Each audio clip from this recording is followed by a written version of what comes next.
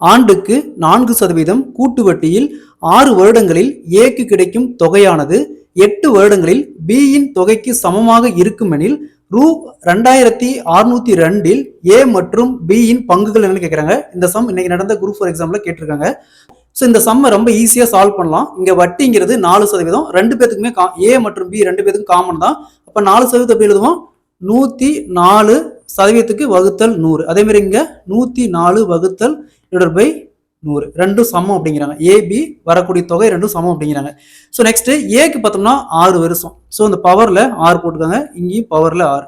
So next பிக்கு பார்த்தோம்னா 8 வருஷம். பிக்கு 8 வருஷம், இங்க பவர்ல 8, இங்க பவர்ல 8. ஸோ அடிமானம் சேமா இருக்கு, நம்ம அடுக்க மைனஸ் பண்ணிக்கலாம்.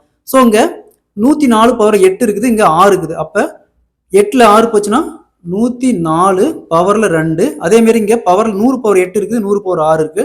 ஸோ பவர்ல 8ல 6 போச்சுன்னா 100 பவர் 2. ஸோ இது எப்படி எழுதலாம்னா 100 பவர் 2 = இங்க 104 பவர் 2ன்னு ரைட் பண்ணலாம்.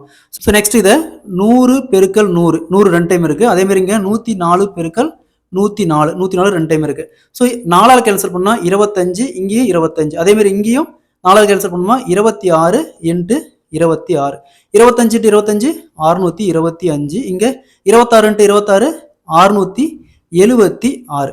ஸோ ஃபர்ஸ்ட் ஏ உடைய பங்கு கண்டுபிடிக்கலாம். ஸோ ஃபர்ஸ்ட் ஏக்கு இதை எடுத்துக்காங்க, 625 வகுத்தல் இது ரெண்டையும் ஆட் பண்ணா 1301 பெருக்கல் டோட்டல் அமௌண்ட் 2602. ஸோ இதை அப்படியே கேன்சல் பண்ணா 2 டைம் 625 × 2 1250. இது வந்து ஏ உடைய ஷேர். ஸோ அதே மாதிரி பி உடைய ஷேருக்கு, பிக்கு பார்த்தோம்னா 676 வகுத்தல் இது ரெண்டையும் ஆட் பண்ணா 1301 பெருக்கல் டோட்டல் ஷேர் 2602. இங்கே கேன்சல் பண்ணா 2 டைம் 766 × 2 1352. ஸோ அப்போ கொஸ்டின்ல எப்படி கொடுத்துருவாங்க, ஆன்சர் எப்படி கொடுத்துருவாங்கன்னா 1352, 1250. அப்போ ஏ மற்றும் பி உடைய ஷேர் பார்த்தோம்னா 1352, 1250.